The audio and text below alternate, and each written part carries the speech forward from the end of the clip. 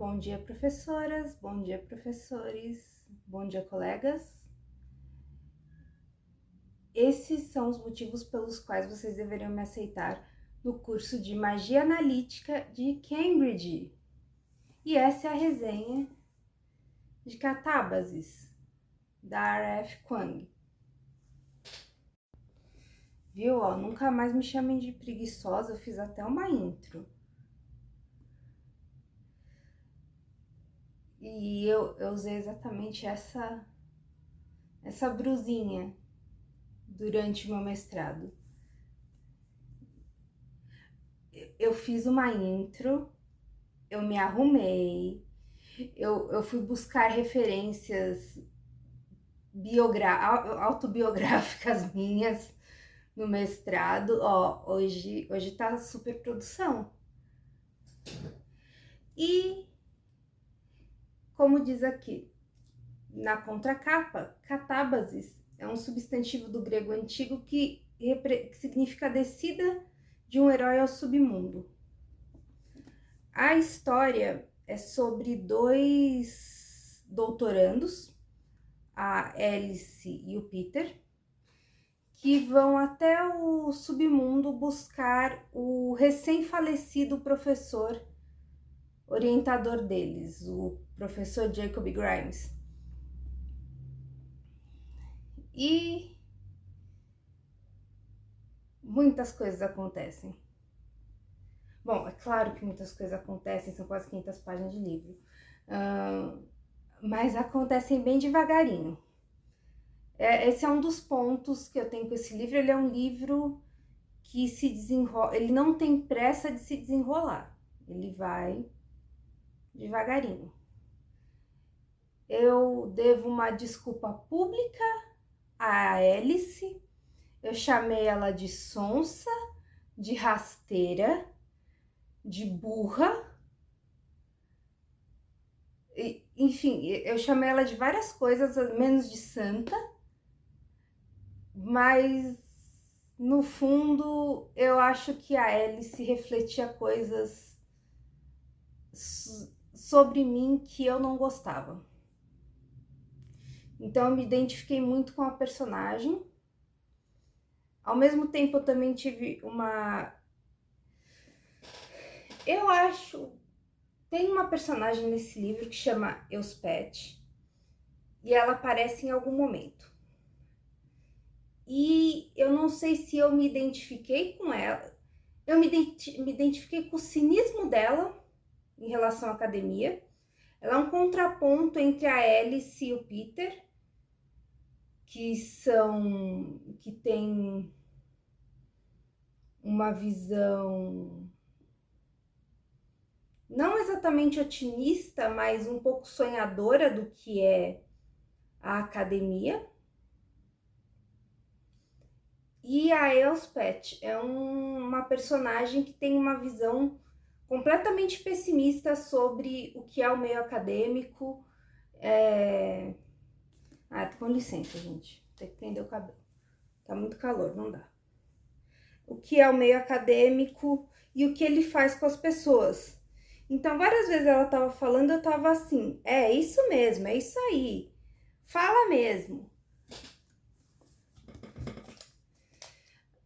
Mas a gente descobre que, na verdade, há coisas boas e há coisas ruins.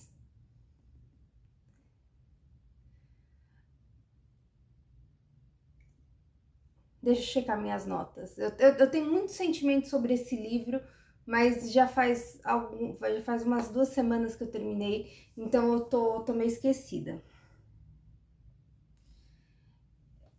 Eu fiquei em dúvida se eu gostaria, pelo menos assim, 50% do livro eu fiquei em dúvida se eu gostaria de ficar com ele. Tanto que, enfim, quando apareceu esse risco aqui na capa, eu fiquei, dane-se, também não vou ficar com ele mesmo. Mas foi um livro que me pegou, acho que assim, nos 80%, quase no final. Quando o livro não tem pressa, ele não tem pressa. É um livro, diferentemente da academia, o livro não tem pressa.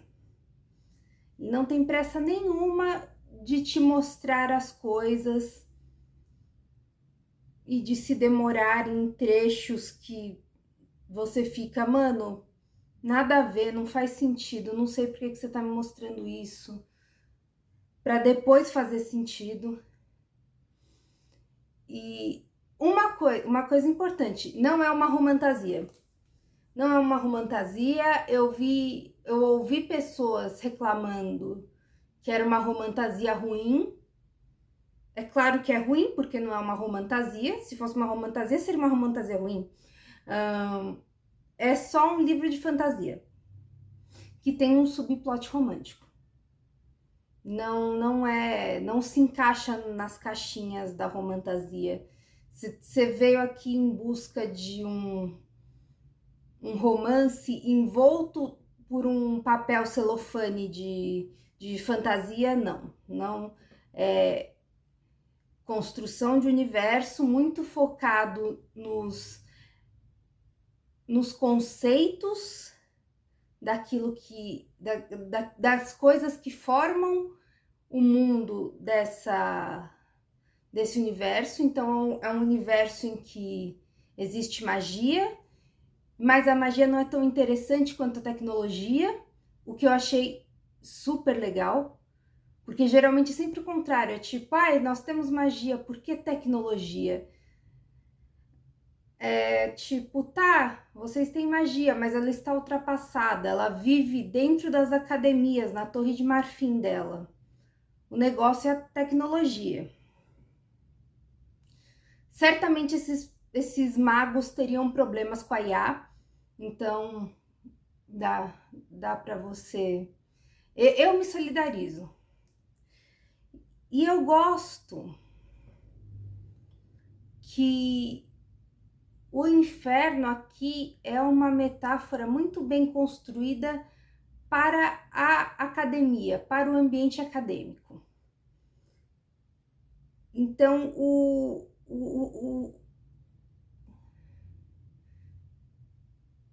eu tô tentando medir minhas reações aqui, eu não... Me agrada muito que exista um livro de uma acadêmica que basicamente diz, gente, a academia é o inferno.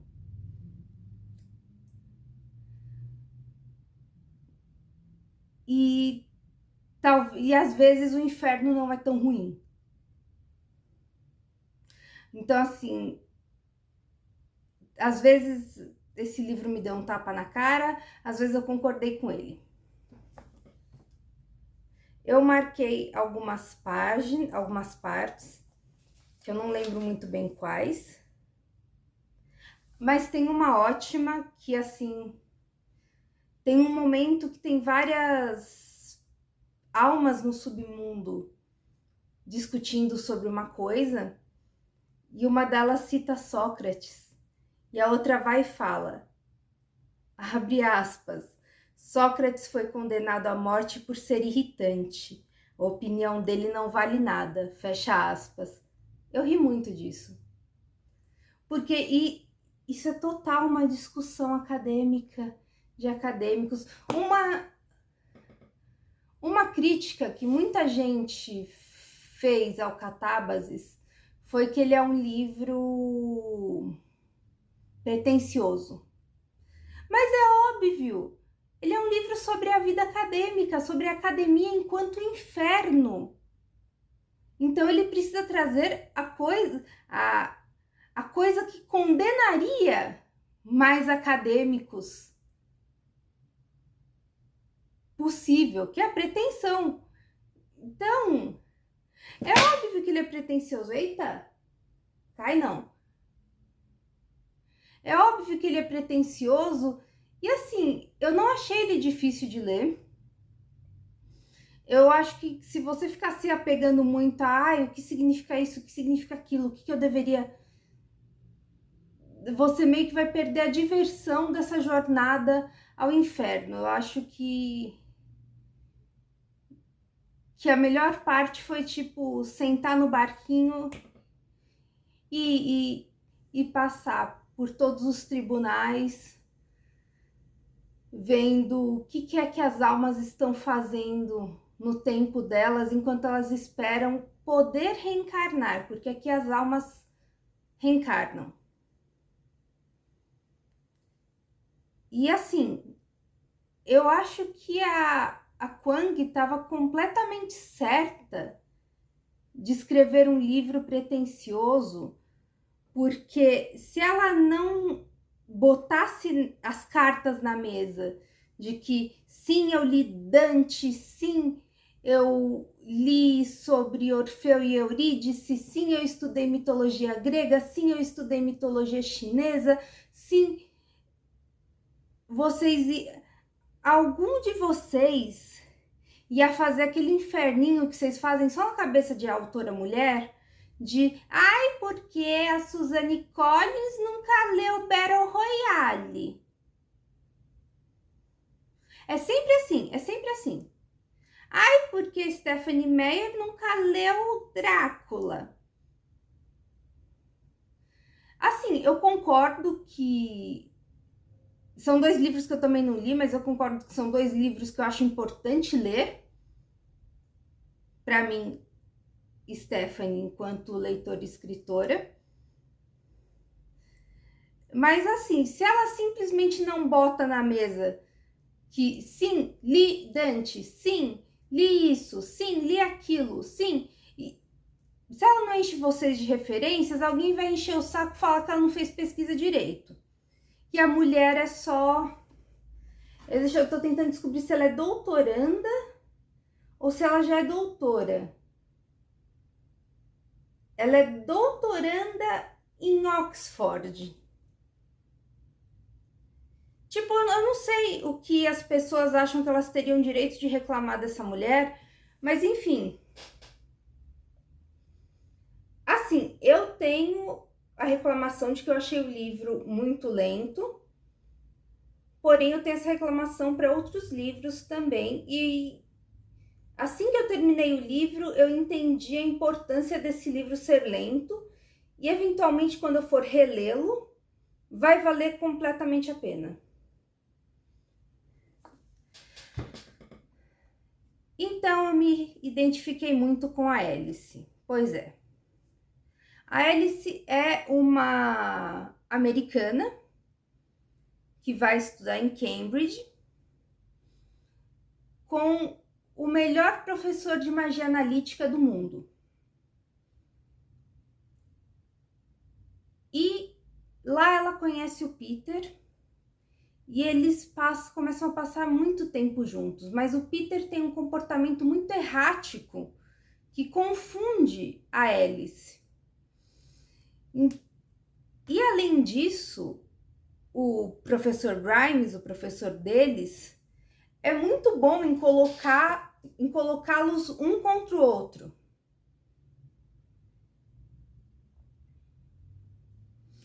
E quando os dois vão para o submundo,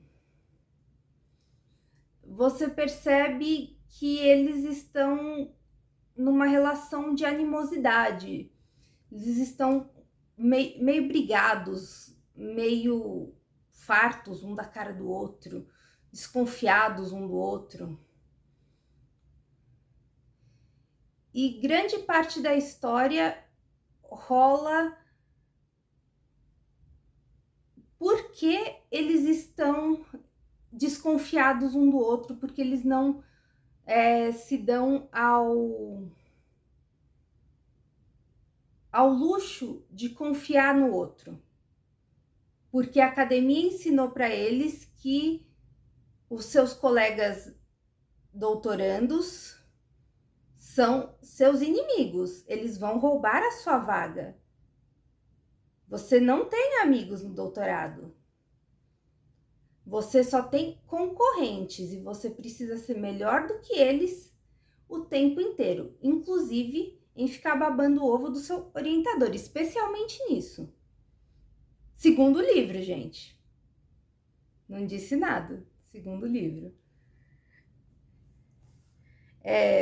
Teve um momento que me agrediu muito, que é quando eles mencionam que a Alice, quando tá dormindo,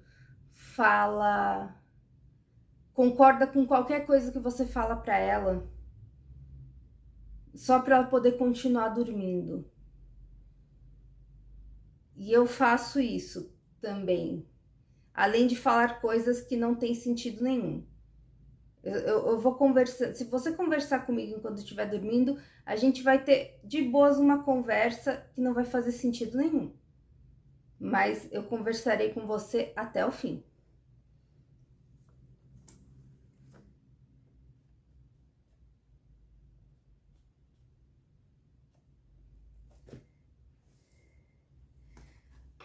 Alguns dos pontos que eu anotei aqui, que são ressaltados nessa questão da academia enquanto inferno, é a questão do gaslight. Então, fica muito óbvio que isso é um outro ponto, mas fica muito óbvio que por causa das relações desiguais entre quem ensina e quem está sendo orientado, acontece muito de não, eu não fiz isso, não, não foi assim, não, você está exagerando. Então, e isso começa a alimentar uma autoenganação nos personagens. A Alice chega no submundo e ela bebeu o Kisuko, gente. Ela bebeu o Kisuko todinho. Ela simplesmente acredita que ela precisa salvar esse orientador dela, porque ela não vai ter futuro se ela não salvar esse orientador dela, porque vai ser a coisa mais incrível que ela vai ter feito, e ela finalmente vai desbancar o Peter quando ela tiver salvado ele da morte, da própria morte. Ao mesmo tempo, ela pensa que ela matou o professor. Isso não é spoiler, isso tá na sinopse. Ela vai ao submundo porque meio que é culpa dela que ele morreu, na cabeça dela. E assim, você vê que ela tá disposta a aceitar coisas horríveis. E aceitar que coisas horríveis que aconteceram foram culpa dela. E aí, em algum momento, a Elspeth fala: um dia tudo me pareceu tão ridículo que eu não conseguia parar de rir. Esse tudo que ela fala é o sistema acadêmico. O sistema simbólico desmoronou. Você escreve um ótimo artigo e ele é recusado porque o revisor teve um dia ruim. Você é a pessoa perfeita para uma vaga, mas perde para o afilhado do presidente da banca avaliadora. Então, novamente, a Elspeth tem essa visão pejorativa, negativa do mundo acadêmico. Do mundo acadêmico como algo que não faz sentido. Mas, pelo que ela está falando aqui, não é muito diferente do mundo corporativo. Você tem um CV incrível, mas alguém faz uma indicação e a indicação passa na sua frente. Acontece. Só que para uma pessoa que foi criada achando que a academia era o único caminho, a perda do sentido simbólico do sistema acadêmico é fatal para os pets. Tem a questão. E tem uma coisa que ela fala nesse mesmo parágrafo, que é a questão de não haver uma promessa de futuro dentro do mercado, que foi o motivo pelo qual eu saí da academia. Eu passei 2 anos incríveis no curso de estudos culturais, fui muito feliz e muito triste, e tive um burnout. Mas uma coisa que quando chegou no final do programa e eu já estava bastante desiludida foi que não havia lugar para você ir. Não tinha escolas para onde você pudesse ensinar. Faculdades públicas, você precisa ficar esperando eles abrirem concurso. Você certamente vai ter que esperar as pessoas se aposentarem para ter a chance de abrir um concurso. Eu sou graduada em marketing e eu sei que teve um professor de finanças meu que morreu há tipo 15 anos. 15 anos não, né? Porque 15 não, é mais ou menos há uns 12 anos. Até hoje não abriram um concurso para substituí-lo. Então, assim, vai ter sempre essa briga de abre concurso, não abre concurso. Aí eles contratam professores provisórios, é um professor atrás do outro, você não tem estabilidade. E isso somado com a frustração crescente que eu fui tendo com a academia, que eu concordo, foi por motivo da... Foi por muitos motivos, mas uma coisa que você vê no livro é que existe uma pressão que é de interesse comum ser alimentada. É do interesse do sistema alimentar em uma pressão de que não, você tem que fazer mais, não, você tem que ser melhor, não, você publicou numa B2, agora você tem que publicar numa A1.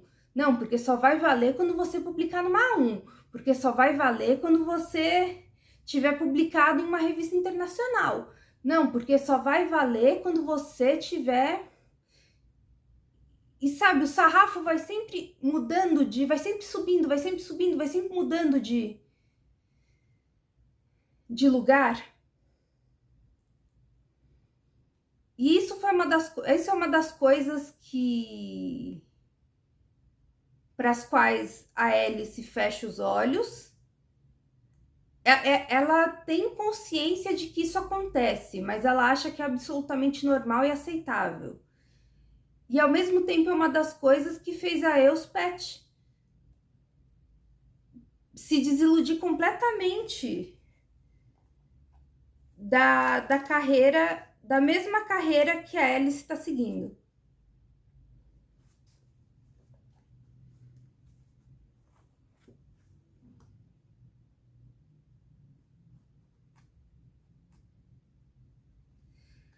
Novamente, falando de relações desiguais, porque esse livro traz muitas questões e questionamentos sobre como a relação orientador-orientando tem um impacto no psicológico dos orientandos. Na página 333, a Alice está contando sobre acho que é a primeira vez que ela encontra o professor Jacob Grimes. E aí ele ele é super charmoso e fala que ela é uma jovem brilhante, que ele ficou impressionado com ela. E aí a narrativa, que é em terceira pessoa, mas claramente está seguindo a Alice, fala: uma simples palavra de incentivo podia significar muito para uma mente jovem e insegura. Era raro os professores terem ciência do impacto do que diziam. Pareciam não perceber que um comentário descuidado, o mais breve sorriso, poderia iluminar ou arruinar o dia de um estudante. Eles, que viam dezenas de rostos esperançosos ao longo de um dia, sempre esqueciam que representavam o universo inteiro para seus alunos. E é isso, foi numa dessas que a minha experiência com mestrado saiu de ter sido maravilhosa para ter sido um inferno.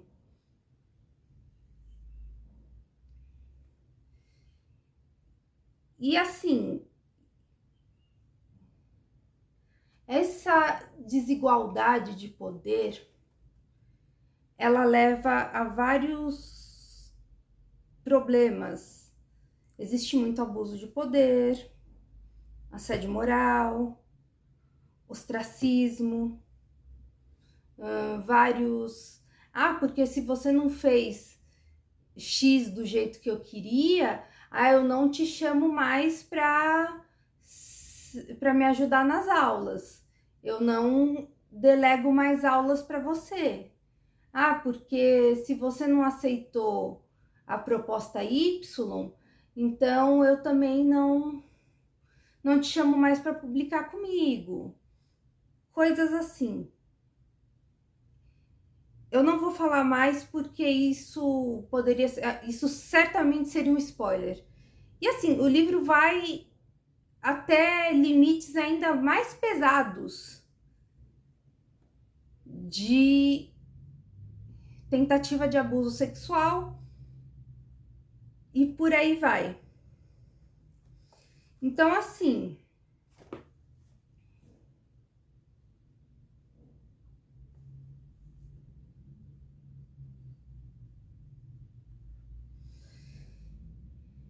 e aí existe um lugar no inferno muito específico que a Alice chega e ela tem essa alminha que tá guiando ela e ela pergunta: quem tá nesse lugar onde a gente tá indo? Aí essa alminha fala: traidores, aqueles que quebraram juramentos, aqueles que fizeram uma promessa e não a cumpriram. Há promessas triviais e há declarações, compromissos que estabelecem: isso é o que você significa para mim e isso é o que eu devo a você. O tipo de voto que o marido faz à esposa, que um pai faz a um filho, que um professor faz a um aluno. Um calafrio percorreu o corpo de Alice. E eu achei essa parte me tocou muito, porque eu tinha ambição não de fazer pesquisa. Eu sabia que eu teria que fazer pesquisa, eu gosto de fazer pesquisa, mas eu tinha ambição não de fazer pesquisa, mas de dar aula. E eu achei que essa questão de isso é o que você significa para mim, e isso é o que eu devo a você, eu achei um jeito lindo de você colocar o que deveria ser a relação de um professor com aluno. Eu tenho uma grande responsabilidade sobre você e eu devo a você o melhor que eu posso dar. E esse tipo de coisa acaba se perdendo em meio a ambições desmedidas, egos gigantes, rivalidades quase infantis.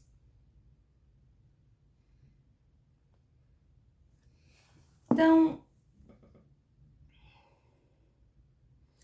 eu imagino que um dos motivos pelos quais eu li esse livro tão devagar é porque em certos momentos ele me dava, não necessariamente um gatilho, mas me fugiu a palavra. Eu era muito melhor antes de ter pegado Covid, minha mente era muito mais clara. Depois da Covid, minha mente simplesmente ficou nublada.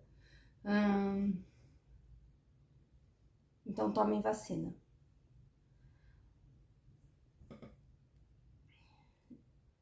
Me dava um aperto no peito toda vez que eu olhava a Alice falando: não, isso vai valer a pena. Não, porque é minha responsabilidade resgatar o professor. Não, porque o Peter é um traidor, ele quer passar a perna em mim. Não, porque... O quanto a gente se auto-engana para superar coisas ruins que aconteceram com a gente. O quanto que a gente se auto-engana para poder caber em espaços que são propositalmente minúsculos.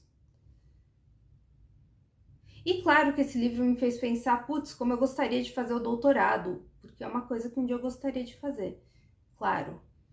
mas não no futuro próximo, eu acho. E é uma jornada, a jornada da Alice pelo inferno é um arco muito bem construído de autodescoberta e de perdão a si mesma. Ela chega no fim dessa jornada tendo aceitado coisas que ela se recusava a ver, tendo demolido ideias que ela colocou na cabeça dela e realmente ela se perdoa por ter sido ingênua em muitos momentos. E ela finalmente vê o que todo mundo vê desde o começo. Ela finalmente consegue ver que tipo de pessoa o professor Jacob Grimes é e o que ela deve fazer. E, assim, as 50 páginas finais são incríveis, são ótimas, são cheias de ação, inclusive, eu achei inesperado. E é um livro que eu super recomendo. Ele me fez querer pegar o Inferno de Dante para ler. Eu tenho aí o Inferno, Purgatório e Paraíso, eu preciso ler eventualmente. Eu tô pensando em ler esse ano para aproveitar o embalo aqui do Catábases. Eu estou com outros dois livros da Kwang para ler. O Guerra da Papoula, que eu tenho em inglês. Eu espero que não seja absurdamente difícil de ler. E o Babel, que eu tenho em português. Eu decidi que talvez essa autora seja melhor ser lida, traduzida. Vamos ver o que vai acontecer quando eu ler a Guerra da Papoula. E, enfim, não sei o quanto esse vídeo foi um desabafo. Não sei o quanto eu estou emocionalmente envolvida com esse livro em níveis... Provavelmente ele vai para terapia também. O Memórias do Subsolo já foi. Querida Combine já foi. Agora Catábases talvez vá também. E, enfim, este livro recompensa quem tem paciência. É isso. É pretensioso, ele tem um jeito pretensioso de se apresentar, mas eu acho que é toda a graça de você escrever um livro metendo pau na academia, ele ser pretensioso e ter partes que parecem um artigo. E assim, eu mal vejo a hora que eles lancem uma edição mais bonita para eu ter uma desculpa para comprar outra. É só o que eu digo. Enfim, vocês sabem como é que é a rotina. Deem like, comentem, quero saber o que vocês acharam, se vocês leram, o que vocês acharam, quais são as suas expectativas se vocês não leram. Se inscrevam se quiserem e compartilhem com algum amigo que está ou não está desiludido da academia ainda. Por hora é isso. Eu encerro a minha arguição. Se cuidem e a gente se vê na próxima.